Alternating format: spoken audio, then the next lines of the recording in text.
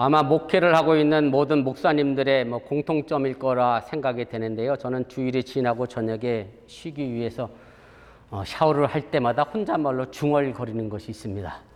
우리 집사람이 맨날 혼자 뭘 저렇게 중얼대나 구박을 합니다만은 여전히 전 중얼댑니다. 뭐라고 중얼대느냐면 다가오는 주일 설교는 뭘 하지?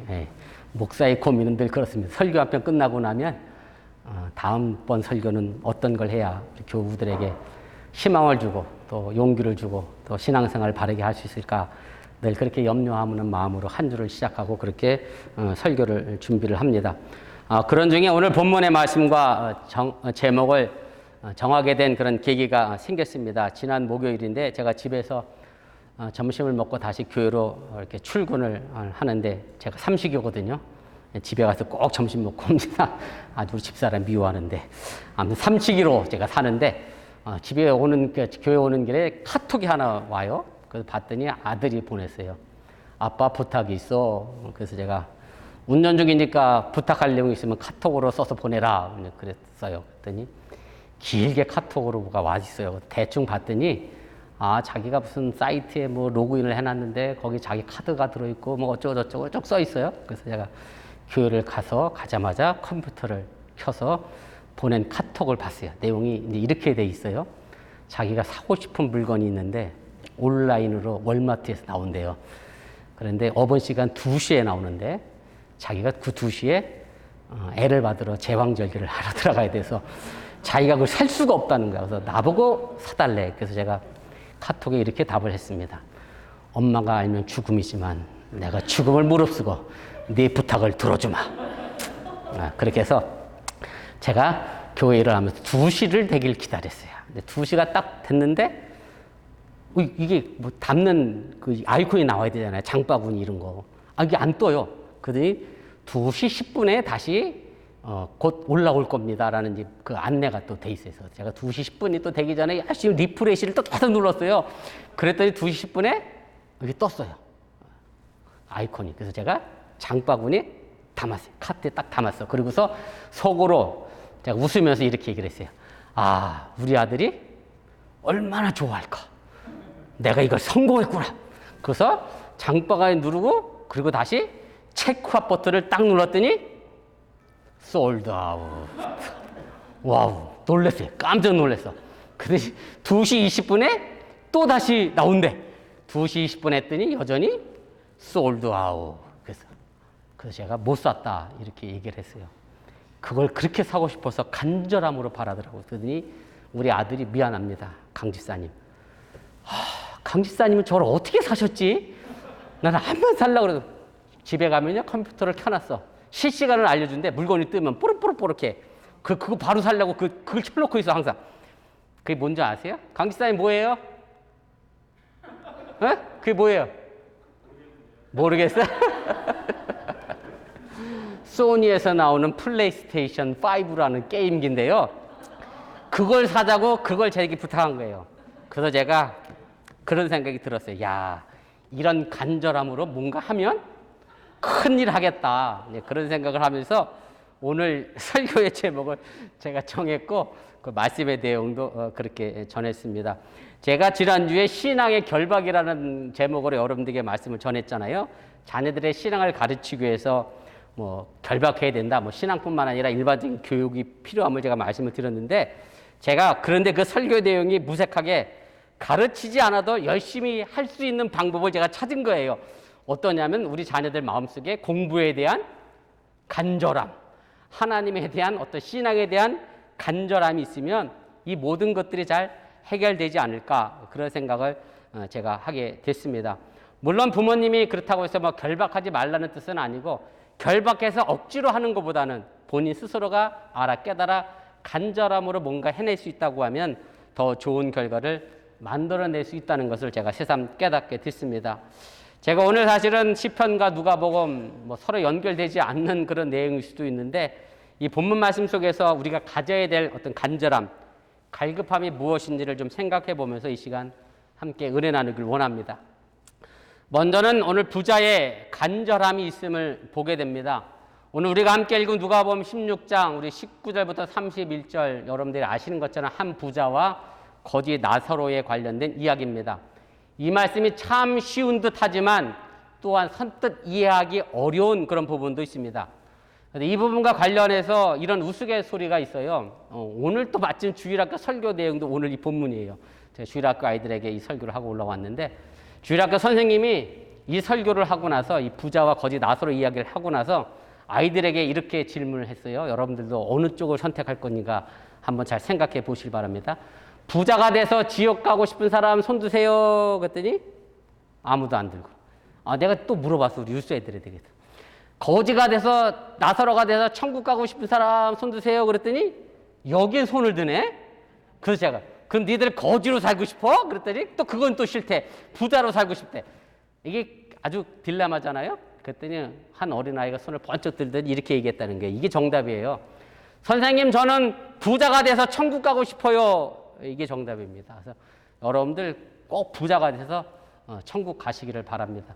제가 주일학교 아이들에게 여러분들의 부모님은 차 2대밖에 없지 너희들은 5대, 8대씩 갖고 살면서 꼭 천국 가라. 제가 그렇게 축복하고 올라왔는데 그래서 우리가 이 말씀 속에서 오해하지 말 것이 있어요. 무슨 얘기냐면 이 선생님의 질문도 좀 잘못됐고 뭔 얘기냐면 마치 이 얘기를 가만히 보면 부자가 돼서 어디 갔어요? 지옥에 간 것처럼 생각이 들고요. 거지로 사니까 천국에 간 것으로 우리가 오해할 수 있는데 결코 그런 내용은 아니라고 하는 사실을 여러분들이 꼭 기억하시기를 바랍니다. 그리고 또 이상한 것이 하나 있습니다. 이름과 관련한 것인데요. 오늘 본문에 보면 거지 이름은 나사로라고 분명히 나오고 있는데 부자 이름은 등장하지가 않습니다. 본문 19절 시작을 그냥 한 부자가 있어라고 그렇게 시작을 합니다. 오늘 본문의 시작이 한 명의 부자를 말하고 있습니다만 사실은 우리 모두를 말하고 있음을 기억하시기를 바랍니다. 이것을 가지고 우리가 문법적으로는 그냥 대표 단수다라고 이야기를 하는 것이고요. 우리가 창세기에 보면 하나님이 아담을 만드셨잖아요. 아담 고유의 이름이기도 하지만 히브리어로 이 아담은 또 사람이라는 뜻도 있습니다. 그래서 하나님이 사람을 창조하신 거예요. 대표 단수로서의 역할이 이 아담을 합니다. 그래서 어찌 생각해 보면 여러분들 모두가 나사로에 비하면 부자라고 하는 사실을 기억하시길 바랍니다. 내가 뭐가 부자냐, 가진 게 뭐가 있어서 내가 부자냐, 이렇게 반문하실 수도 있겠지만 적어도 거지 나사로 앞에서는 우리 모두가 부자라고 하는 사실입니다. 그래서 부자 이름이 굳이 따로 써 있지 않아요. 부자 이름이 써 있으면 저 사람 얘기지 내 얘기가 아니다 생각하기 때문에 부자 이름이 기록되지 않았다. 그렇게 생각해 볼 수가 있습니다. 그래서 오늘 말씀은 내가 가난한 나사로의 위치에 있다고 생각하면 아무런 의미가 없는 말씀이 될 수 있고요. 우리가 부자의 자리에 서 있어야 이 말씀에 의미가 있고 나 자신이 부자라는 사실 또한 기억하시기를 바랍니다. 저희 집사람이 여러분들이 아시는 것처럼 팔이 아파서 제가 가능하면 설거지는 제가 해주려고 애를 쓰는데 지난주에 주방에서 설거지 하다가 갑자기 머리에서 뭐가 나왔어요. 뭐가 나왔냐 유세들한테 물었더니 벌레가 나왔대. 우리 집엔 벌레는 안 나고요. 뭐가 나왔냐면 시원한 에어컨 바람이 나왔어요. 그랬더니 애들이 막 웃어. 에어컨 바람 나는 게 웃긴 일인가? 안 웃기잖아요. 이걸 몰라서 웃는 거예요. 그래서 제가 설거지하면서 이랬다니까 속으로 야 내가 미국에서 설거지하니까 이 한 뜨거운 여름에 집안에서 시원하게 에어컨 바람 맞으면 설거지하는구나. 난 굉장히 부자구나 그랬다니까요. 여러분들 한국에 계셔보세요. 이 여름에 어디 에어컨을 틀어. 전기세 무서워서 감히 정말 죽지 못해 더울 정도만 틀지. 그저가 굉장히 부자다라는 생각을 저 스스로 하면서 저는 오늘도 그렇게 부자로 삽니다. 그런데 오늘 본문 전후 문맥을 근거해서 본다고 하면 오늘 이 부자는 정확히 엄밀하게 따지고 보면 예수님은 바리새인들을 향한 경고의 말씀으로 오늘 이 이야기를 한 겁니다. 본문 22절 말씀에 보면 거지 나사로가 천사에게 받들려서 아브라함의 품에 안겼다 그랬어요. 아브라함의 품에 안겼다. 천국에 갔다라고 표현하지 않고 아브라함의 품에 안겼다라고 얘기했는데 왜 그랬느냐면 바로 이 실마리가 오늘 본문 바로 앞에 있는 단락에서 우리가 찾아볼 수가 있습니다. 누가복음 16장 14절부터 19절에 있는 얘기인데요. 바리새인을 두고 예수님이 하신 말씀인데 14절 시작이 이렇게 됩니다. 바리새인들은 돈을 좋아하는 자들이라 이 모든 것을 듣고 비웃거늘 이렇게 되어 있습니다. 물론 바리새인이 돈을 좋아한다라고 하는 것은 예수님의 해석이 아니라 누가복음 저자의 해석이긴 합니다만은 아마 바리새인들 입장에서 이 말을 들었다라고 하면 펄쩍 뛰고 환장을 노리셨을 겁니다. 왜냐하면 바리새인이라고 하는 이름을 통해서 이 사람들이 어떤 사람들인지 규정되어 있기 때문에 그렇습니다. 바리새라고 하는 이 뜻은 성별된 자, 거룩하게 구별된 자라고 하는 뜻을 가진 히브리어 페루심에서 온 말입니다. 바리새인들은 그래서 하나님을 잘 믿는 유대인들의 종교 지도자들이었고, 바리새인들은요 율법을 철저하게 지켰고 하루에 2번 기도를 했고 일주일에 2번 금식 기도도 했습니다. 그리고 여러분들이 아는 것처럼 누구보다도 안식일을 철저하게 잘 지켰던 그런 사람들입니다. 그리고 더 나아가 백성들의 어려움에도 많은 자비를 베풀었던 사람들이기 때문에, 그런데 누가는 이런 바리새인들을 두고 돈을 좋아하는 사람들이다라고 말하고 있음을 우리가 주목해 볼 필요가 있습니다. 사실 세상에 돈 싫어하는 사람 없습니다. 저도 돈을 굉장히 좋아합니다. 여러분 오해하지 마세요. 저가 돈을 싫어하는 줄 여러분들 아시는 것 같은데 저도 돈을 굉장히 좋아합니다. 애들이 제게 뭘 사줄까라고 자꾸 물어요. 그때마다 아빠는 돈이 좋아. 그래서 이번에도 돈을 보내줄 거라 저도 확신하고 믿고 있는데 아직 돈을 못 받았습니다. 그래서 우리가 분명히 알아야 될 것은 돈 자체가 악한 건 절대 아닙니다.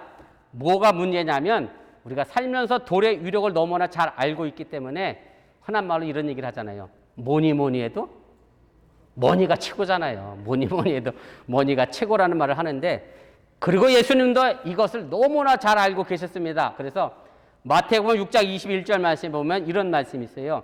내 보물이 있는 그곳에는 내 마음도 있느니라, 그렇게 말씀하고 계심을 보게 됩니다.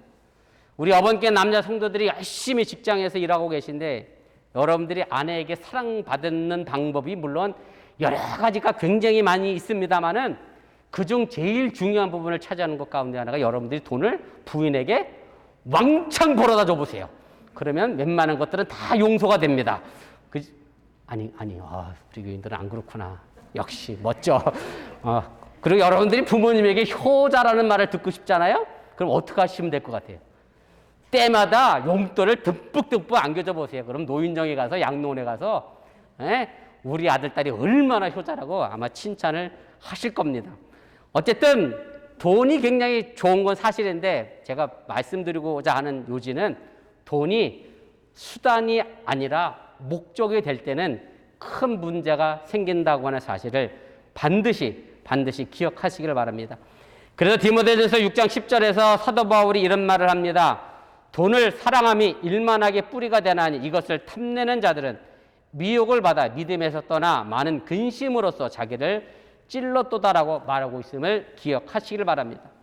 사도 바울이 돈을 사랑함이 일만하게 뿌리라고 했는데 여기서 돈을 사랑하는 것은 돈이 목적이 됐다라고 하는 의미입니다. 돈을 사랑한다면 돈이 목적이 되는 것이고, 여기서 우리가 주목해야 될 것은 돈이 목적이 되게 되면 결국 우리는 그 돈을 얻기 위하여 많은 잘못을 스스로 범할 수밖에 없다는 사실을 여러분들이 깨달으시기를 바랍니다. 이런 의미에서 바리새인들은 돈을 좋아하는 자들이다라고 말한 누가의 의도를 우리가 잘 알아야겠습니다. 바리새인들은 하나님을 잘 믿는다라고 자타가 인정하고 공인하는 그런 신앙인들입니다.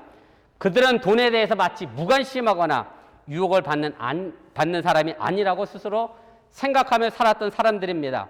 그래서 예수님이 본문 바로 앞 15절에서 바리새인을 두고 이렇게 말합니다. 너희는 사람 앞에서 스스로 옳다 하는 자라라고 말하고 있습니다. 마치 돈에 대해서 무관심하고 돈이 필요 없는 척 할 필요가 없다는 말씀입니다.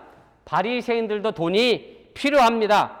예수님 바로 이런 바리새인들의 위선을 지적하고 있는 것이고, 수단으로서의 돈은 우리 모두에게 필요한 것임을 여러분들이 기억하시길 바랍니다. 그런데 우리가 너무나 돈에 집착하고 갈급하게 되면, 바로 이것이 돈이 목적이 되면 우린 너무나도 많은 악을 저지르면서 돈을 모으려고 하는데 잘못된 길로 나갈 수밖에 없다는 사실을 여러분들이 기억하시기를 바랍니다.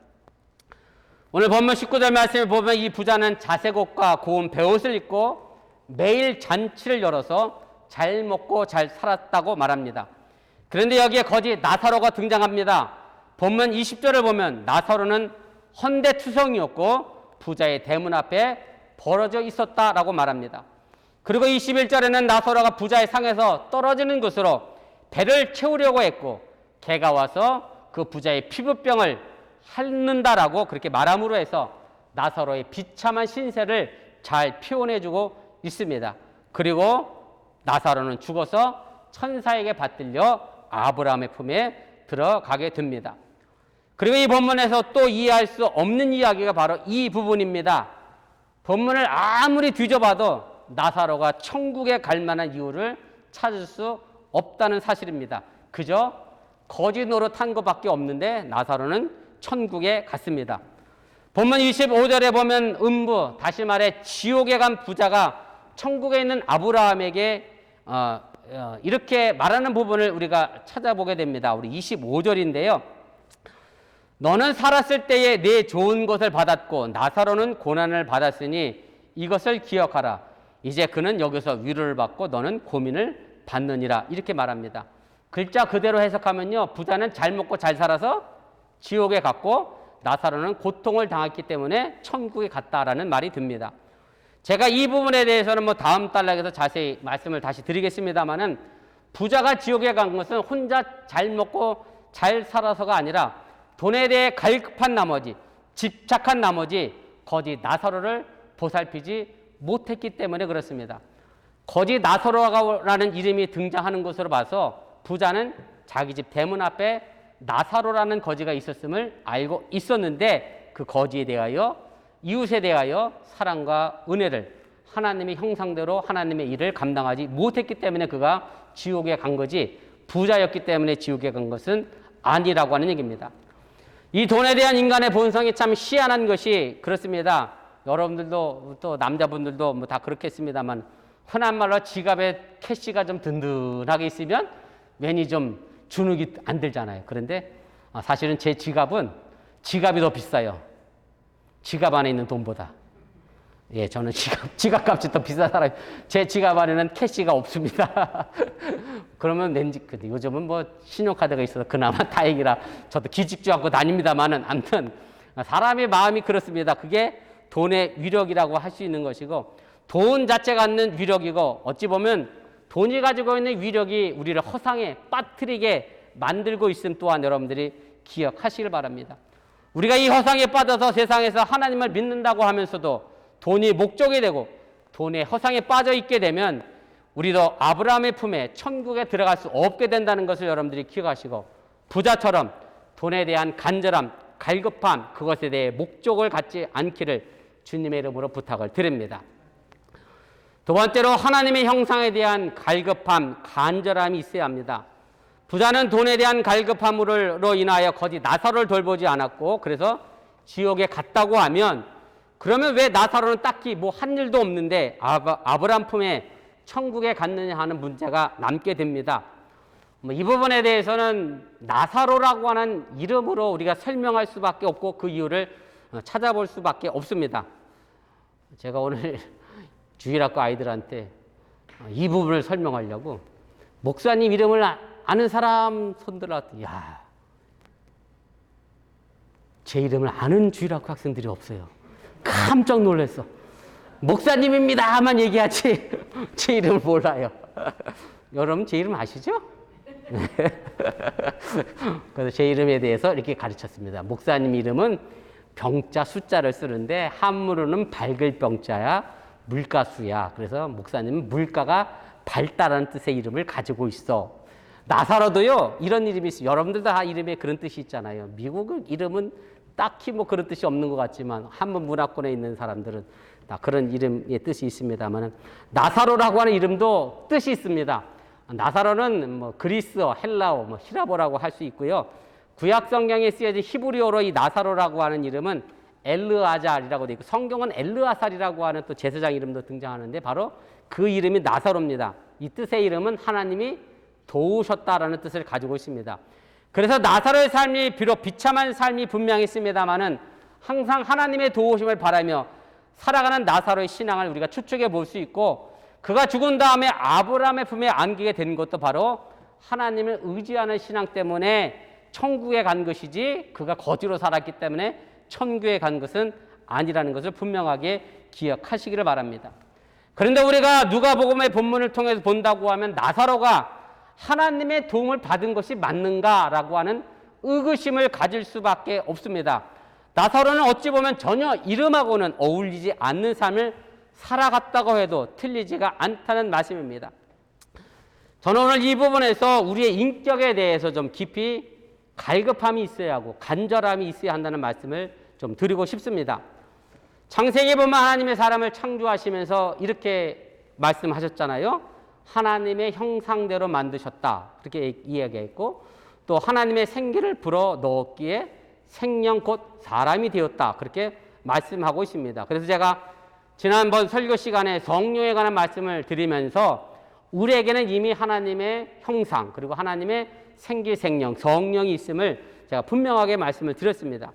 그럼 왜 하나님은 우리에게 하나님의 형상, 하나님의 생기, 생명을 불어 넣으셨느냐라고 질문한다고 하면 그 대답은 바로 우리를 통해서 하나님의 일을 하기 위하여 우리에게 하나님의 형상을 심어 주었음을 여러분들이 믿으시기를 바랍니다.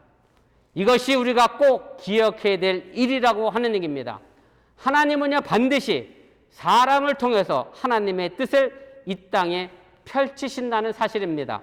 그래서 감리교회 창시자 우리 존 웨슬리 목사님이 이것을 가지고 신인 협동설이라는 말로 신학적으로 설명을 했습니다. 하나님과 사람이 협력해서 구원을 이루어가고 하나님의 일을 이루어낼 수 있다는 그런 말입니다. 그래서 우리는 하나님의 도움이 필요한 나사로와 같은 사람에게 부자의 자리에 서서 하나님의 일을 하도록 부름받은 사람임을 여러분들이 믿으시기를 바랍니다.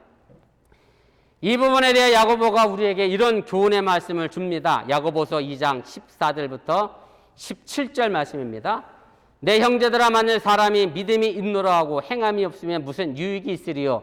그 믿음이 능히 자기를 구원하겠느냐?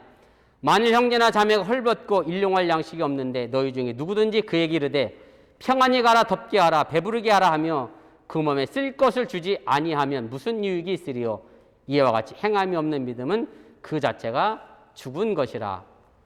우리 주위에는요 우리가 하나님의 도구로 사용되어 도와줄 사람들이 많이 있습니다. 가까이는 가족일 수도 있고요. 멀리는 어려운 나라나 이웃이 될 수도 있습니다. 그리고 이 일을 위해 우리 각 선교회가 작은 물질을 돕고 기도하고 있음도 여러분들이 기억하시기를 바랍니다. 그리고 또 하나 기억해야 할 것은 하나님의 일을 우리를 통해 할 수 있는 그곳이 바로 하나님의 나라, 천국이 되어진다는 사실입니다.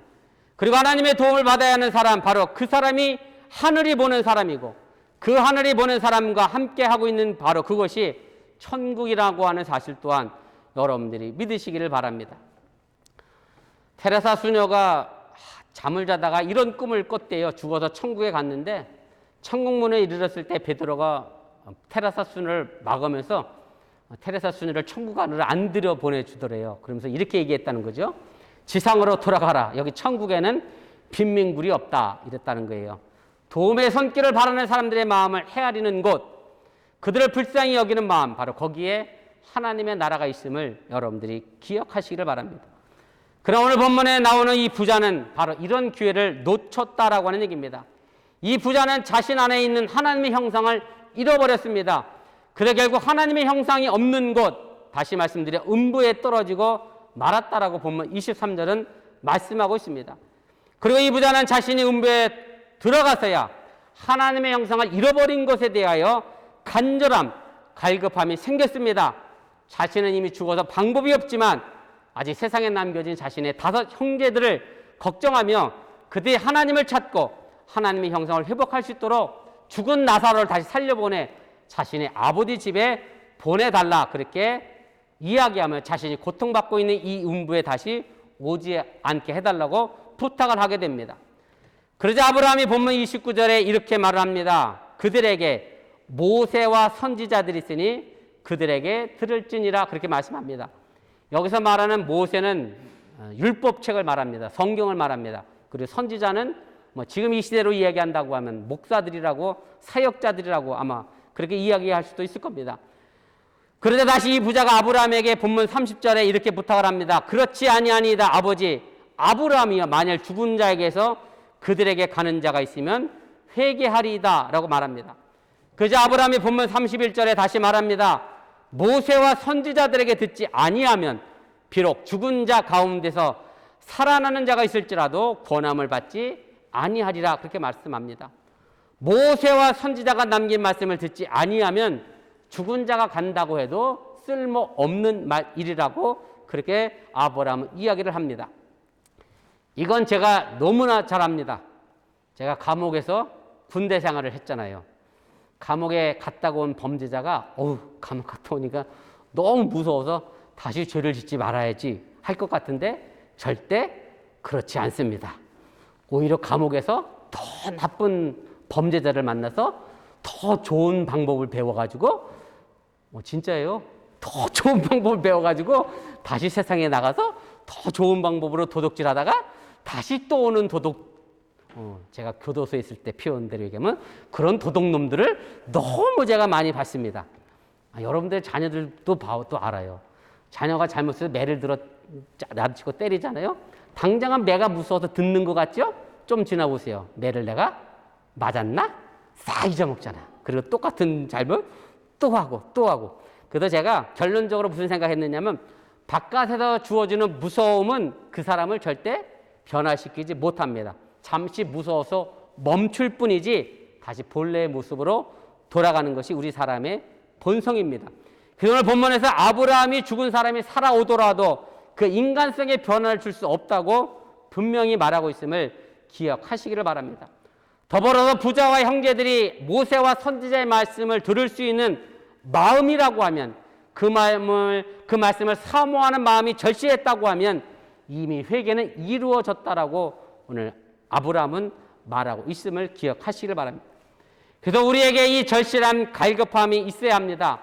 하나님의 말씀을 들으려고 하는 그런 갈급함, 내가 하나님의 형상을 회복하고 지키려고 하는 그런 간절함, 바로 이것이 있어야 우리는 하나님 앞에서 바른 신앙생활을 할 수 있음을 여러분들이 믿으시기를 바랍니다. 그래서 오늘 결론의 말씀은 3번입니다. 내 영혼이 주를 찾기에 갈급해야 합니다. 오늘 말씀은 제가 시편 42편 5절에서 그 결론의 말씀을 좀 찾아보려고 합니다. 내 영혼아 내가 어찌하여 낙심함이 어찌하여 내 속에서 불안해하는가. 너는 하나님께 소망을 두라. 그가 나타나 도우심으로 말미암아 내가 여전히 찬송하리로다. 하나님께 소망을 두며 자신의 참된 영혼을 찾으려 애쓰는 시편 기자의 고백과 외침에 대해 우리의 마음과 생각을 집중하시기를 바랍니다. 다른 사람의 신앙은 볼 필요가 없습니다. 내 영혼이 하나님의 형성을 가지고 있는지, 내가 하나님의 생기를 가지고 있는지 내 영혼부터 살펴보시기를 바랍니다. 내 영혼이 하나님을 잃어버리게 되면 우리는 세상의 것에 이끌려 방황하게 될 것이고 결국 엉뚱한 것을 목적으로 삼아 살아가게 됩니다. 이 땅의 모든 것들은 결국 사라집니다. 우리 자신도 사라지는 것이 정원 순리이고 이치입니다. 그래서 우리는 변치 않는 하나님의 형성을 회복하고 지키는 그런 성도가 될 수 있기를 주님의 이름으로 축원을 드립니다. 오늘 시편 기자는 자신이 하나님을 찾는 것을 비유하면서 목마른 사슴이 시냇물을 찾는 갈급함 같이 하나님을 찾으라 그렇게 이야기합니다.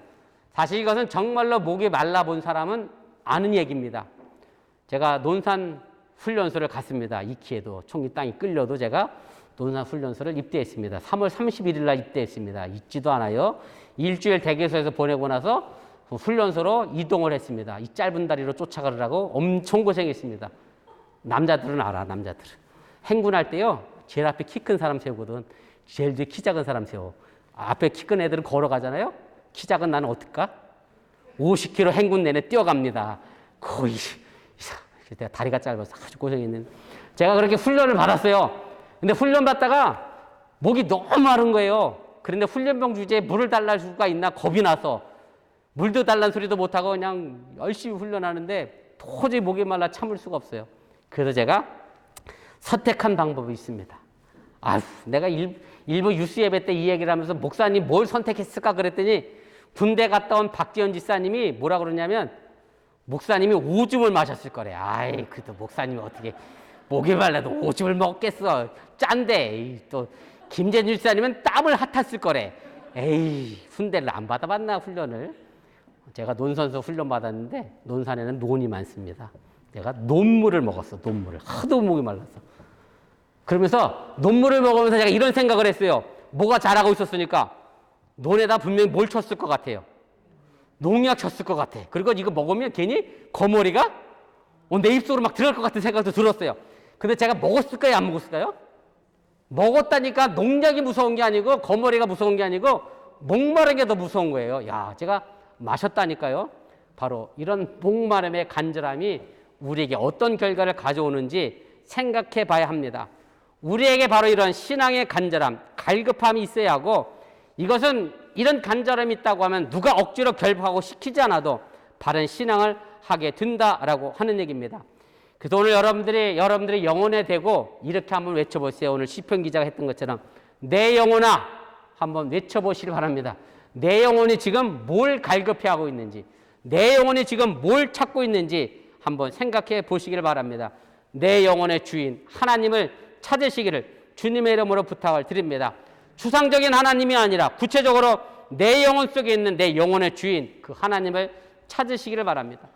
목마른 사람이 물을 찾듯이 자신의 영혼 깊은 곳에 있는 주인을 찾으시기를 바라고, 신앙생활은 주인의식을 갖는 것에 있음을 또한 여러분들이 깨달으시길 바랍니다. 주인의식은 하나님을 바라는 내 영혼의 갈급함에서 주어지는 것임을 여러분들이 믿으시길 바랍니다. 이제 어번교회 성도들은 더 이상 남에게 세상의 욕심에 끌려다니지 마시고 우리 영혼의 주인 되신 그 하나님을 찾아 그 하나님이 살아가시고 그 하나님을 여전히 찬송할 수 있는 여러분들이 될 수 있기를 주님의 이름으로 간절히 축원을 드립니다. 우리 말씀을 기억하며 우리 1분여 정도 합심해서 함께 기도하겠습니다. 제가 오늘